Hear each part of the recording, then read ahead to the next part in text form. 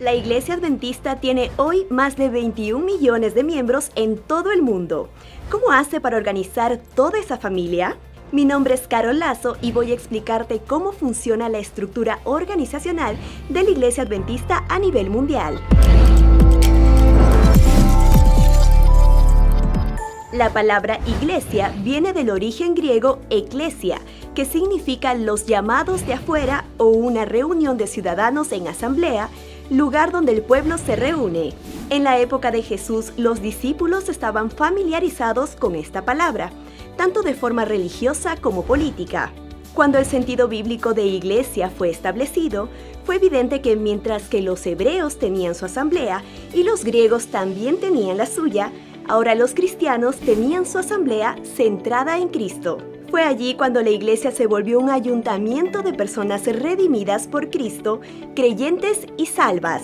El manual de la Iglesia Adventista del Séptimo Día aclara que la Biblia usa la palabra iglesia en por lo menos dos sentidos, uno general y otro más específico. En el sentido general, iglesia significa la comunidad total de los miembros en todo el mundo, independientemente del lugar o incluso del tiempo. Este sentido está relacionado a la iglesia como el cuerpo de Cristo aquí en la tierra.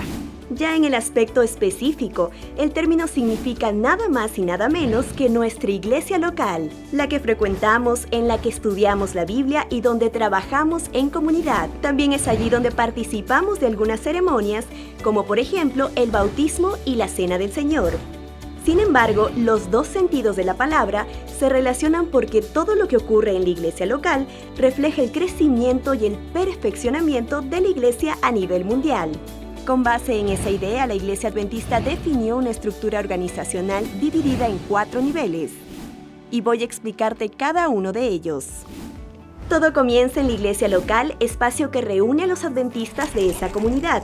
En ese espacio hay contacto inmediato con quien comparte la misma fe.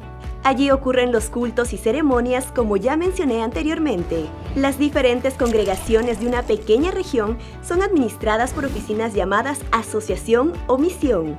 La diferencia entre esos dos nombres se debe a factores financieros. Las misiones son regiones que no logran sustentarse solas y cuentan con la ayuda de instancias en nivel superior, a diferencia de las asociaciones, que reciben más diezmos y ofrendas que son utilizados en los proyectos de evangelismo y en mantener y preservar los templos locales. Las oficinas que se llaman unión administran un grupo de asociaciones y misiones en un determinado país, o en el caso de regiones geográficas más grandes, abarca estados, provincias o departamentos. Perú, por ejemplo, está dividido en 2 uniones. Ya Argentina tiene una, así como Bolivia, Paraguay, Chile, Uruguay y Ecuador. Cada una de ellas es responsable de las actividades de la Iglesia Adventista en sus localidades. Y para cuidar de todo ese cuerpo existe la Asociación General, que administra la Iglesia a nivel global. La sede se encuentra en Maryland, en Estados Unidos. Ahora las divisiones son extensiones de la Asociación General de la Iglesia Adventista en el mundo, que coordinan la Iglesia en grandes regiones o continentes. En total hay 13 divisiones en todo el mundo. Este video fue preparado, por ejemplo, por la División Sudamericana, cuya sede está en Brasilia y es responsable del trabajo de la Iglesia en 8 países de Sudamérica: Brasil, Paraguay, Uruguay, Argentina, Chile, Bolivia, Ecuador y Perú.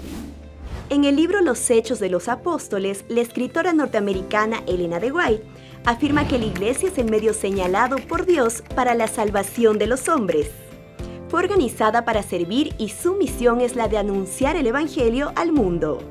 Y completa: es maravillosa la obra que el Señor determina que sea realizada por su Iglesia a fin de que su nombre sea glorificado. La Iglesia es tanto global como local. Los adventistas del Séptimo Día tienen un mensaje que debe ir a todo el mundo.